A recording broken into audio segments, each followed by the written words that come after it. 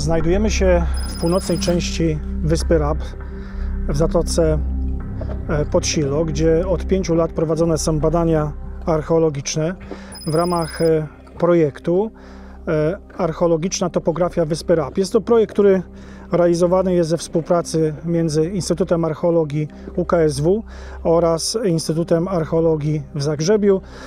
Mam przyjemność kierować tym projektem wraz z dr Anną Konestrą właśnie z Instytutu Archeologii w Zagrzebiu.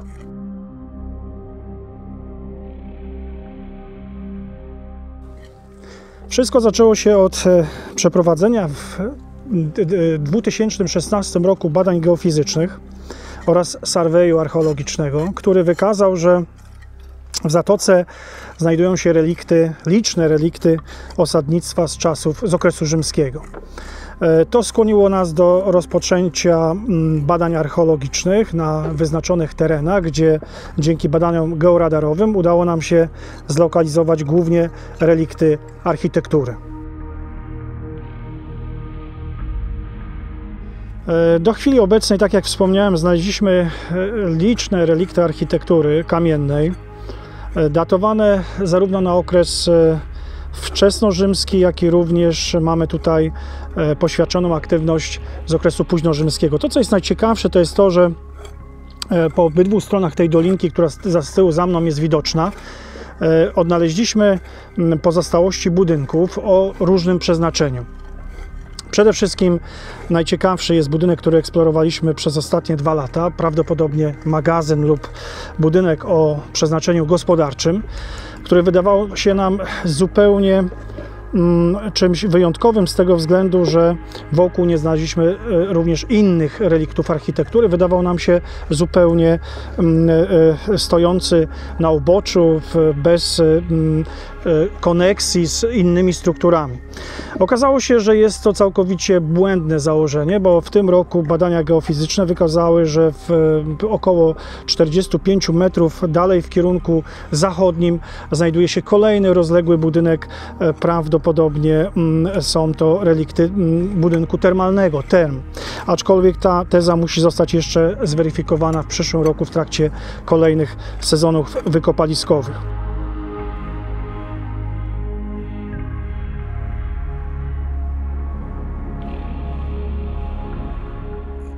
Although we are just starting excavations in this area, it is already clear that the building had possibly 2 phases and maybe a third phase of use when it was already almost in ruins.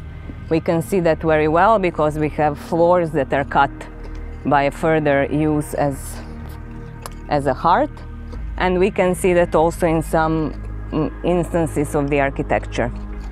For now, we don't know how to date the first phase, but architecture suggests 1st or 2nd century AD. We can nevertheless date the last phases of use, and it is suggested that it might be 6th century, maybe even 7th. There is a very strong occupation of the area in the 5th century. We have a lot of coins and a lot of other material that can be dated to that period. What is most interesting is that at the other side that we excavated in the earlier years, we have almost the same chronological situation, meaning that the whole complex and the whole settlement in the bay was used almost in the same periods of time.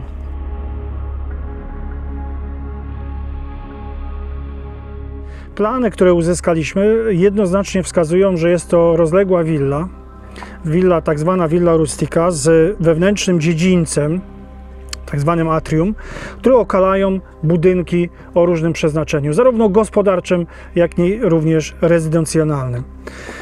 W tym roku nasza kampania skupiła się na tym, żeby rozpoznać strukturę tego budynku.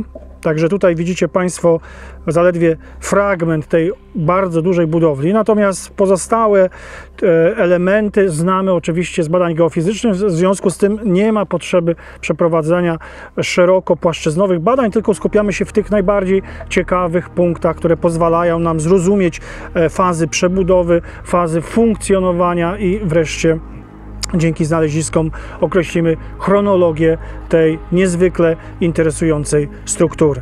Niezwykle interesującej, ponieważ tak jak tutaj dr Anna Konestra wspomniała, mamy tutaj fazę późnoantyczną, co jest niezwykle rzadkim znaleziskiem i takich stanowisk, gdzie faza późnoantyczna jest bardzo dobrze przebadana, jest bardzo niewiele.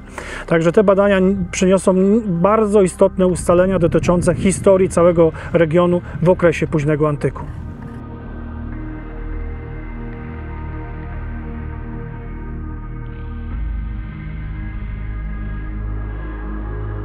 Budynek posiadał wewnętrzny dziedziniec, który ozdobiony był kolumnami.